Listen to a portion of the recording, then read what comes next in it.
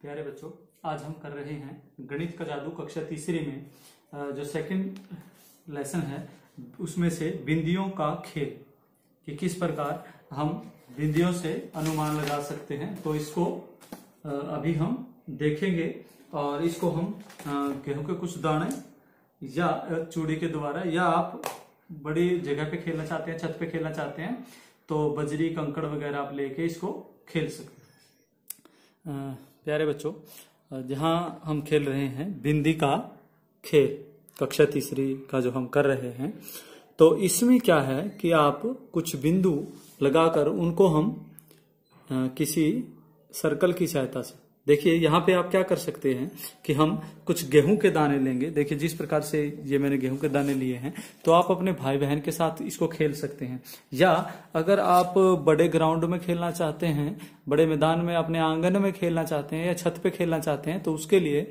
आप कोई लकड़ी का बड़ा सा छल्ला, जिस प्रकार से लकड़ी का एक है जिस पे कढ़ाई की जाती है, तो ये मेरे पास है, वहां हम इसको फेंक के खेल सकते हैं। परंतु अगर आप अकेले हैं या दो भाई बहन हैं, तो हम इस बैंगल या चूड़ी की सहायता से भी इसको खेल सकते हैं।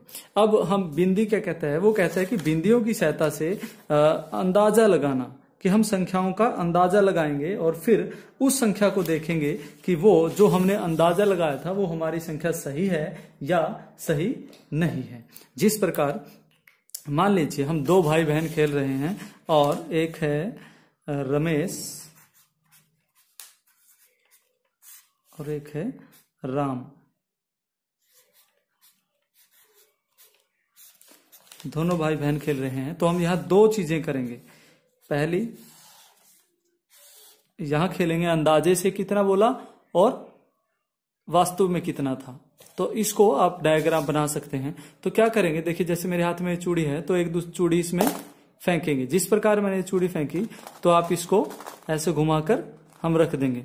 अब जो अन्न के दाने, जो गेहूं के दाने हमारे इसके अंदर आए हैं, अब मैंने इसका अंदाजा लगा के बताना है।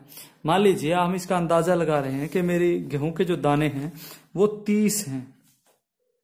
मैं इसने कहा कि 30 हैं। अब हमने क्या करना है कि अब हम इन गेहूं के दानों को उठाकर इनकी काउंटिंग करेंगे। अब मान लीजिए हम इनकी काउंटिंग करते हैं और ये 35 होते हैं। कितने होते हैं प्यारे बच्चों? 35। तो ये कितने ज्यादा हैं? 5 ज्यादा हैं।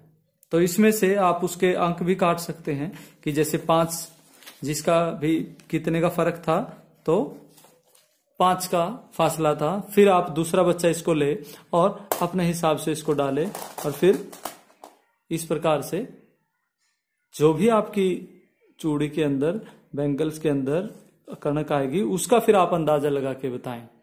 आपने मान लीजिए अंदाजा लगाया 40 आपने कहा, और आपकी जो वास्तव में जब आपने इनकी गिनती की तो ये निकली 50। तो इस फासले में कितना अंतर हो गया प्यारे बच्चों? 10 का। कितना अंतर हो गया? 10 का अंतर था। तो इसमें उसका 5 का अंतर था और आपका 10 का अंतर था। तो इस प्रकार आपने अनुमान लगाना है कितने कम या ज्यादा है, अंदाजा लगाना है, फिर उसको देखना है।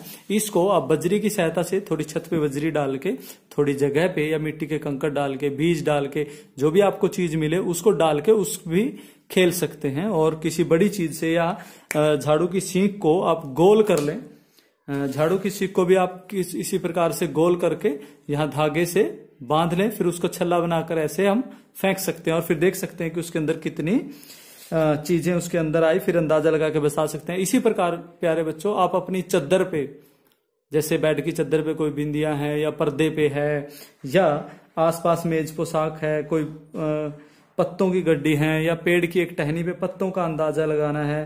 प्यारे बच्चों, ये आपने अपने परिवार में भाई बहन के साथ खेलना है कि आप किसी पेड़ के पत्ते को देखें और उसको अंदाजा लगाने के लिए बोलें कि इस पे कितने पत्ते हैं। एक टहनी पे, छोटी टहनी हो सकती है, या आप किसी कोई झुंड जा रहा है, या दीवार में एक ईंटें गिन सकते हैं कि इस दीवार में कितनी ईंटें हैं बताओ। हमारा जो मकसद है वो अंदाजा लगाना और हम उसका कितना नजदीक से अनुमान लगा सकते हैं, ये चीजें देखना है।